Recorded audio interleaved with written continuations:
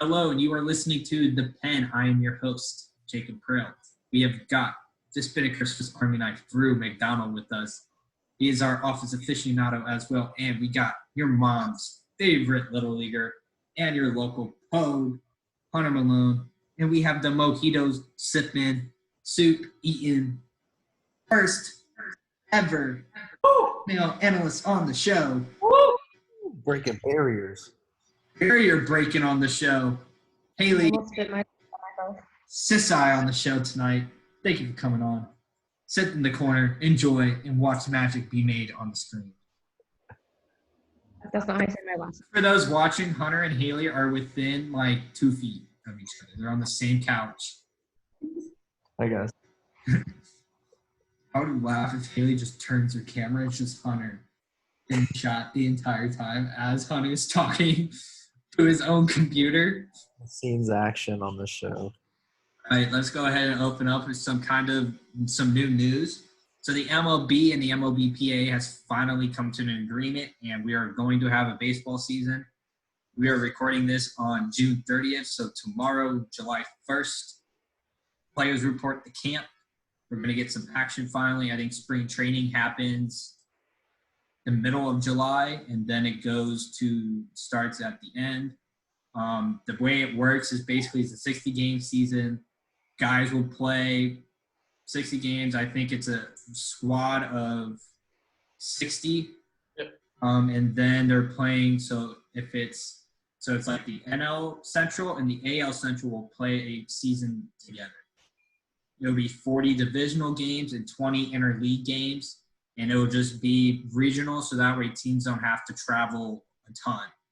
I think that mainly benefits the East Coast teams immensely, just because you got New York, both New York teams, Boston, Baltimore, and Washington, and Philadelphia, all within, a state difference of each other. And then I think the furthest south they go is to Tampa. And then I don't know where Toronto's playing yet. Toronto is trying to figure it out. I think more than likely, I think they're playing at the Dunedin facility. I think that's their top option right now. Other than that, everybody else is still playing at their home stadiums. Not much travel. This is also, they're doing a universal DH and 7 teams, right? 17 playoff? I think so. Yeah. Yep. So the NL fans finally get their universal DH that they've been pleading for a long time. It's finally good to see baseball come back and just get this shit over with rather than just bitching about it the entire time. Haley, you have a mojito and a Red Bull. She's going to be bouncing off the walls. And I had a bagel and tom yum soup. Ooh, fire. But next bit of news other than Haley's dinner is Cam Newton is a New England Patriot, which was the worst kept secret. Yeah, thank you. Which was the worst kept secret in the entire NFL. I think the Patriots just finally said, fuck it. Let's just sign this guy to a bare minimum deal. And the maximum, he's making what, $7.5 million? It's all incentive based. It's also incentive based, so he can get way more money, right? He can get more than 7.5 mil, or is it the max is 7.5 mil? Not sure. It's something we got to relook at. I'm not surprised, but I don't think this makes New England a Super Bowl contender still.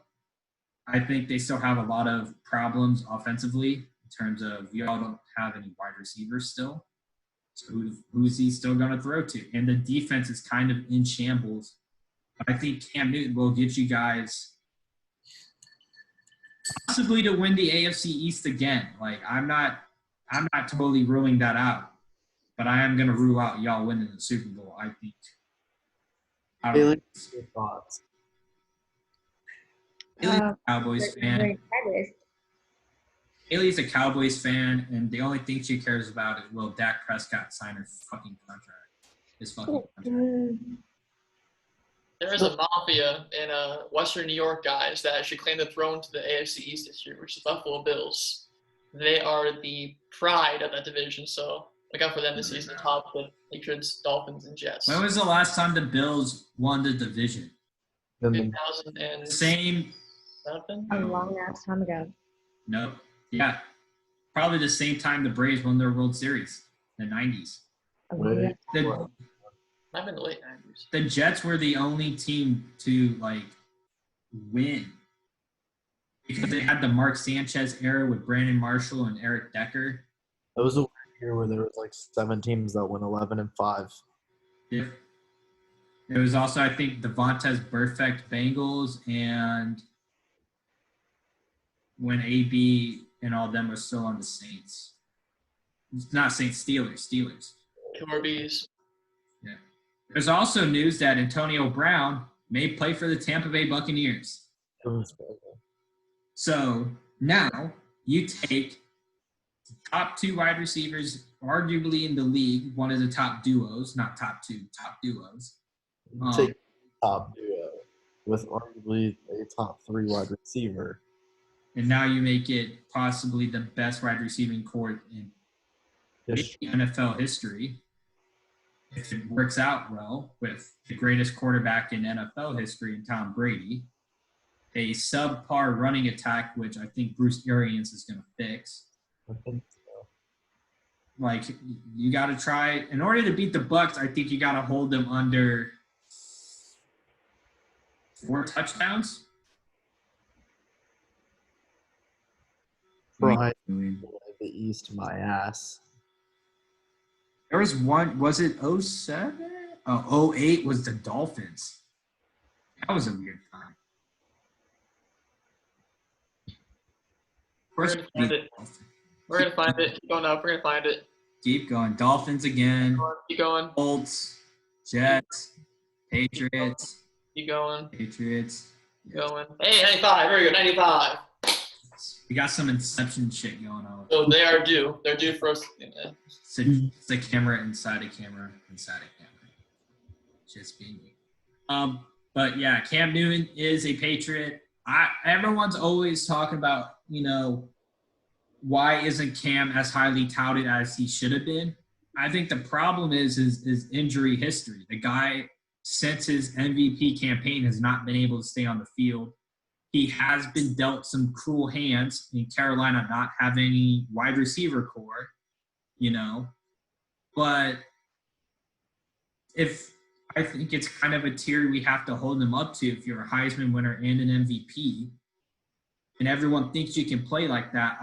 I'm not of the mindset that he's going to actually change anything in New England other than maybe buy them maybe, I want to say 3 to 4 wins, give or take. That's my over-unders, around 3 wins he can help get them to. And I don't really see the kind of impact that he's going to make any more so than a guy like Jarrett Stidham would have made. I think the experiment for Jarrett Stidham, should have gone ahead and gone for it. But you can't argue with, Stidham sitting another year, or even if he competes. Cam Newton kind of got a backup quarterback type of deal with a 1 year. And if we have a season and he plays well, he can go kill the market and maybe even re-sign for more money. But to say that he's going to lead New England to another Super Bowl, I think it's too far-fetched.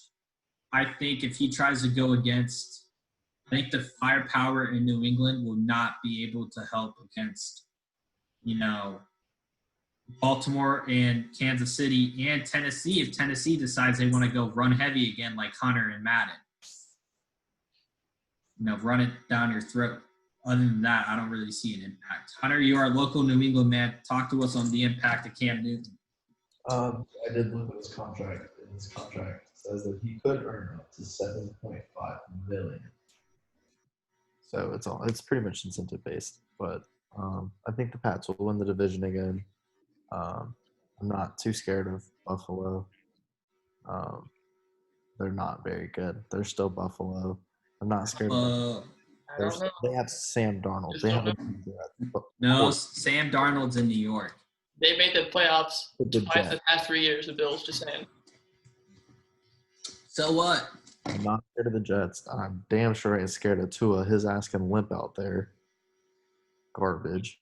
So yeah, We're gonna find shit out the hard way. like Cam Newton. Have you seen Cam Newton right now? You're gonna tell me he is not at the peak of like Yes, we are. monster. He was monster. Now he's a broken down old man. No, he is literally in the prime of his career right now. He's a monster, and if he didn't have it up here, Cam Newton is not in the prime of his career. Cam Newton, Jacob. he's like No. 31. This is where most quarterbacks start to peak. Here's the thing. He had to change his entire throwing motion, right? Stay with me. Then got hurt. And then lost the starting job to Kyle Allen. Who sucks? Bingo. He threw 4 picks to the Falcons, whose defense is trash. My Falcons. Yeah, but so did Jameis Winston. That's true. Let the Bucs to be 8-8. Okay, but Cam Newton has never had a coach like Bill Belichick. He had Ron Rivera. He had Riverboat Ron. Who got fired? Yeah. Or not, yeah, like, when was the last time Bill Belichick got fired? I'll wait. Cleveland. Mm-hmm. And then he went to what? The Giants? And then he went to the Jets? No. Just kidding. No, he was on the Giants as an assistant to Parcells, and then he went to the Jets for 30 seconds, and then went to New England. I mean, I have to see more from Cam Newton. I've never been that high on him, really, ever. You know, the numbers do help his case a little bit, but it's not so much so that I'm going to, move from my stance, because in order for Cam Newton to kind of prove me wrong, I think he does need to get deep into the playoffs to prove it to me and show that, he can stay on the field for more than 4 games. So kind of moving on a little bit, golf has had a lot of cases, not really a lot. It's about 2 to 3 players come out and say they got COVID or their caddies have. I don't really see this becoming much of a problem for golf because it is such socially distanced. I think now that players, when they first came back and everybody tested negative, they were like, yo, like, we're buddy. And then it became like one guy got it and they all finally respected the social distancing rules of what the PGA is trying to instill. And the way our country is right now, I don't think, obviously everybody knows they're not immune to it, but it's also not going to help them at all. Just because of I think when they travel so much and on those chartered airlines. What are you two giggling about down there? Oh, no. I was just telling her if she wants to talk and has something to say, she can. Like, she doesn't have to. Oh, no, I muted her because there was an echo going on. Sorry, and I said I was just going to make a smart-ass remark, so I was going to be quiet. That's fine. I don't give a fuck. Make any smart-ass remark you want. I'm fine with it. We fucking voted DJ off the show last week. We did. We replaced her with replacing. The tribe spoke. I'll make smart-ass remarks all day. Love it.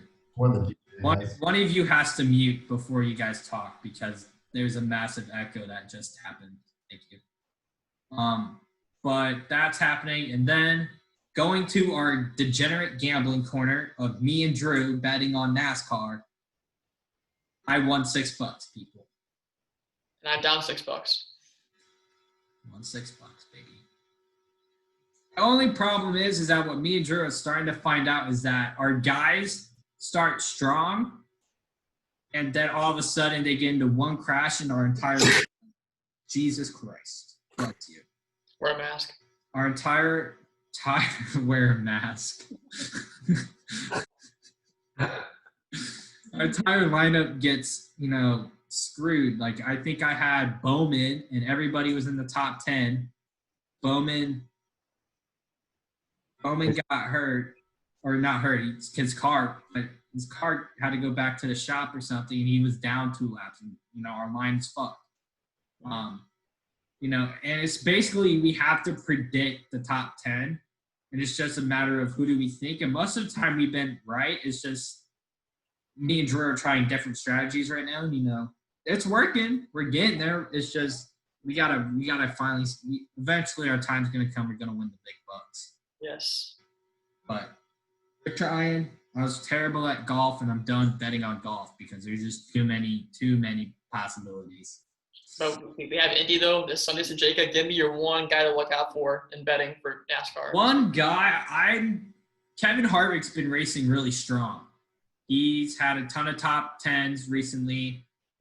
He was basically top 3 on the 2 Pocono races. He won Saturday Pocono.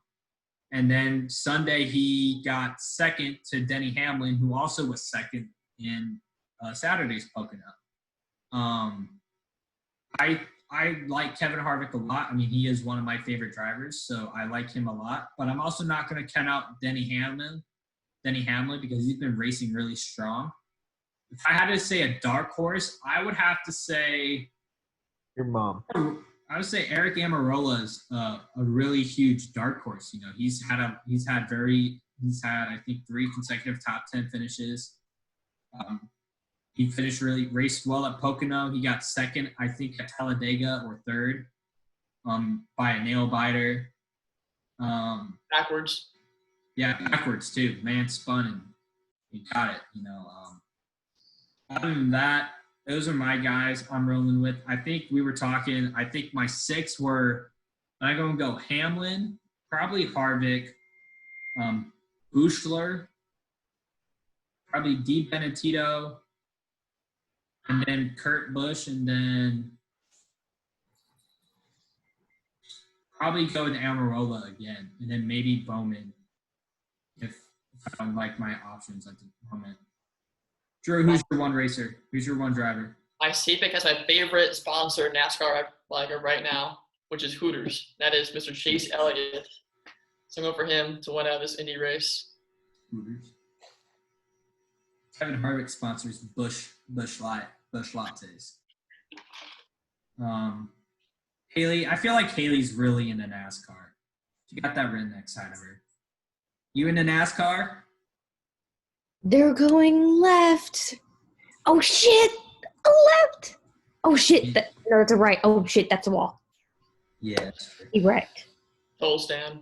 I mean, NASCAR is fine. It's turns and turns and turns and turns. I didn't say I watched NASCAR. I just said I bet on NASCAR. Yeah, got it. Oh, yeah. Sorry. I was doing something.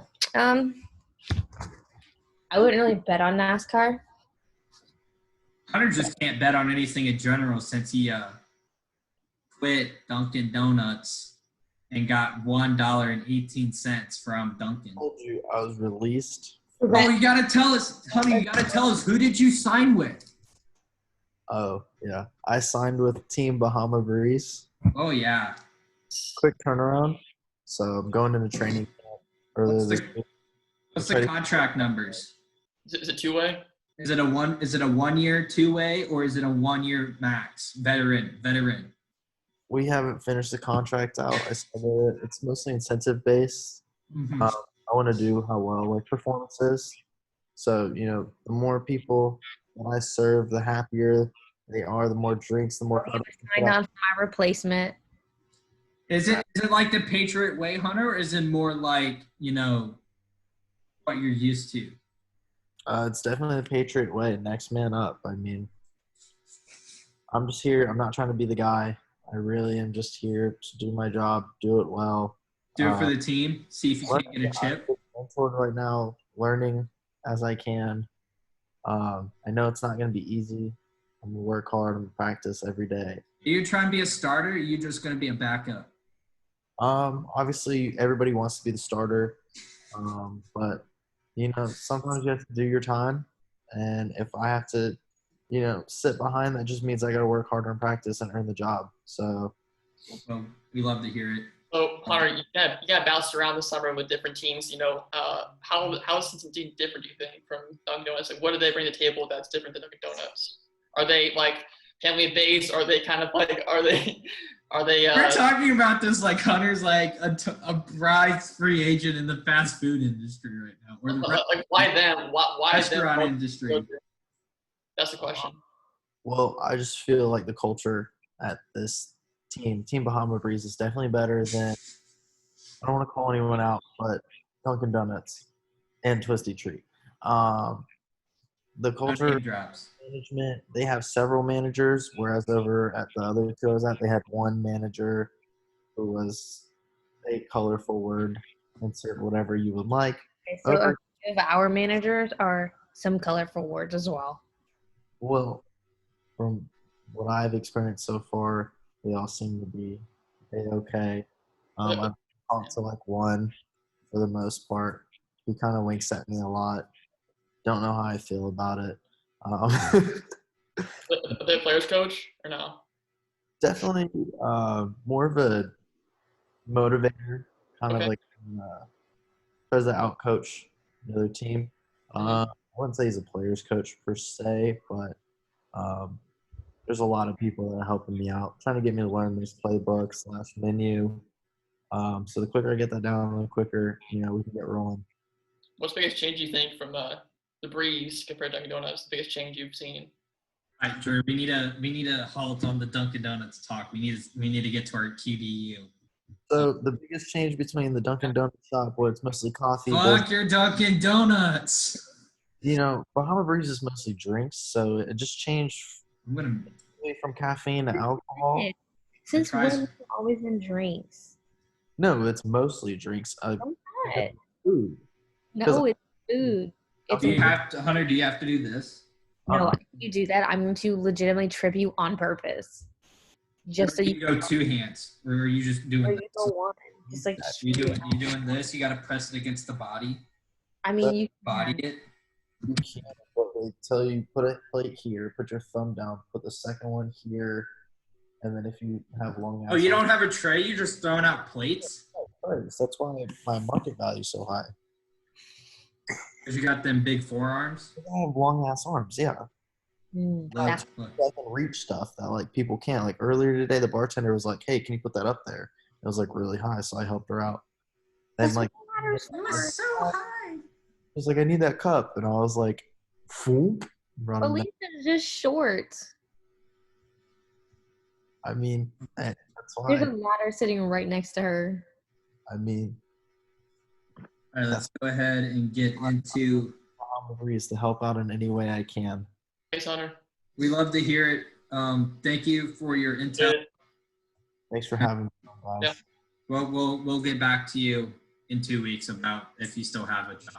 Class act. Class act. Class act. Thank you. It's really obviously. I want to speak a little bit about Hunter's free agency. He was a highly touted free agent coming out of Dunkin' Donuts. Great work ethic. But a lot of people don't know about his refereeing skills. That's really slept on in his job experience. He came out and grinded every day at work. He even told kids, to be better. That's what I want to hear from a leader. Something a two-way player. That's what I want to hear from a leader. Haley over here is a seasoned veteran at Bahama Breeze, and she's going to show Hunter the ropes. And, maybe one day Hunter's going to, earn his wings and get his ass out there on the starting line and see if he can't handle a rush. But, his work ethic, unmatched in the restaurant industry, unmatched. But let's go ahead and get into quarterback university, guys. Hunter sent this in our chats. He's like, guys, we got to do this. I'm craving some college football, and we need to have it now. So without further ado, we're going to give you a series long over the next couple of weeks of quarterback position use, and that's what we are going to give you here in the pen. So those listening out in the grandstands, or even our best fans out in the dugout making the calls, calling us in out of the pen. Let's go ahead and get started. Quarterback according to ESPN, number 1 is USC. Number 2 is Oklahoma. Number 3 is Oregon. Number 4 is Texas. Number 5 is Florida State. Number 6 is Louisville. Number 7 is Auburn. Number 8 is Florida. Number 9 is Texas A&M. And number 10 is Ohio State. The only one I actually really take only agreement with is Oklahoma. Out of all of them, Oklahoma actually has the best track record in terms of starting quarterbacks and winning quarterbacks. I agree with it. I don't really agree with Ohio State even being in that top 10. Like, Troy Smith, J.T. Barrett, and Dwayne Haskins. Like, J.T. Barrett's a backup. Dwayne Haskins is a backup, basically, if he wasn't in Washington. And I don't even know who Troy Smith is. You don't? No. He was like the king of Ohio State back in the day. But what do you do in the NFL? Nothing. Exactly. So I don't care. If you're gonna call yourself a position you have to get efficiency in the NFL. I disagree with Louisville as well. Like Teddy Bridgewater and Lamar Jackson are actually I don't disagree with Louisville. I actually agree with them where they're at. Teddy Bridgewater and Lamar Jackson are 2 starting quarterbacks. Lamar Jackson's the next best thing since Michael Vick and sliced bread. Florida State, I think, should be lower. I think they should be a little lower, but you're also forgetting about Carson Palmer in that mix. Carson Palmer, USC, I'm fine with. USC, they're not. I'm not fine with them at 1, but I'm fine with them being the top 3. I like Oklahoma's quarterback room way better. Oklahoma number 1, Sam Bradford, Baker Mayfield, Kyler Murray, Trevor Knight, Jalen Hurd. Yep. And then Spencer Rattler is going to be the next best thing. So. Yep. I think the biggest issue I have with is, Jason Campbell was good back in his day in the NFL. I think my biggest issue is Ohio State's even on this list. I think I would replace them with Texas A&M too. You see Texas A&M? Kellen Mond didn't I don't even know where he's at. Johnny Manziel didn't do anything, and Ryan Tannehill hasn't done shit since this past year. He knows how to hand off the football well. Clemson with Taj Boyd, Deshaun Watson, and then now you're going to have Trevor Lawrence. That's what I'm saying. I'm surprised he's not. And then because they have Jacoby Brissett. You say EJ Manuel at Clemson? No. Oh. Who is? That's FSU. I know, but who is the guy before Watson? Taj Boyd. Taj Boyd, yeah. Oh man, what it has been. Yeah, but he paved the way, so. Yeah, I said Taj. This is not even on the list. And Hopkins. Yeah. I'm surprised Clemson's not on this list at all. Also, Cal. Yeah, Jared Goff. What about Eastern Illinois, guys? Tony Romo and Jimmy Garoppolo. They're 2 studs. Studs. And if we're basing it off NFL guys, half of these guys are subpar at best. Other than, I would say, Baker, Kyler Murray, Herbert, and Lamar Jackson. And if we're going based off what Texas A&M has, and if we're basing it off NFL, stature, Tony Romo is legit in terms of his numbers and how long he had a career until Dak Prescott came and it fucked it all up. And he was in the Orange Bowl. Love to see it. And, Jimmy Garoppolo, is killing. He just went to the Super Bowl. And lost. Okay, yeah. He also went up against the Chiefs. Never win another Super Bowl if he sits the bench behind Tom Brady. Okay. You're just salty that Jimmy Garoppolo is no longer your quarterback. No, I would rather have Jarrett Stidham. Bullshit. You hear me stutter? No. Do we know where Jarrett Stidham went to college before Auburn? Uh-oh. Or Baylor, not Butler. Baylor. Good job. Well, do we want to go ahead and go into running back U since we all agree that quarterback U was kind of trash? Because I'm not gonna lie, I have a problem with running back. Oh, that's linebacker you. I have a problem with running back you as well. I mean, looking at the list, Alabama does make a ton of sense. No, Miami. Yes. Miami is number one. I'm gonna be Frank 100% Willis, honest. Maybe Edwin James is 3 Hall of Famers. Mm-hmm. And then look at recent products like McGahee's kind of Hall of Famer. I mean, just look at recent products out of Miami. You have Duke Johnson, Lamar Miller. You have Yeah, I do agree with you. I think Miami's Tyson Edwards. You have. Give me a second, because there's so many Hurricane. Arkansas should be higher up on the list, in my opinion. Yes. They should be happy they made the list. No, it should be higher. Yeah. No. Oregon, no. I think it should go Miami, Oklahoma, because Oklahoma's produced some dogs with AP, DeMarco Murray, Samaje Perine, Joe Mixon, Trey Sermon, and Rodney Anderson. Also, they've I got think, Georgia. I think LSU needs to be lower. About Georgia. Georgia should be 3. Todd Gurley, Nick Chubb, Ronnie Michelle. Sony Michelle. All right. They should be in it over Auburn on this list. Auburn has Trey Mason, who didn't do jack in the NFL other than the drug charge. Wow. Cadillac Williams makes sense. I mean, you might as well throw in Bo Jackson if you're going to still. I was about to say, I'm surprised they didn't throw in Bo. Also, Jaquez Rogers.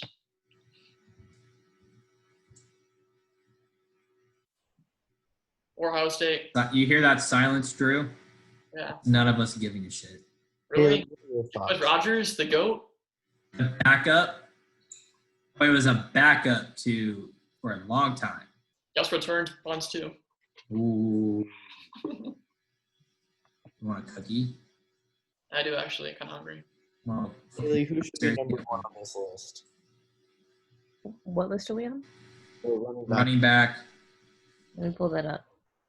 Also, we Should forgot. you know what we should do, like right now, is try to explain a sport to Haley and see if she gets it.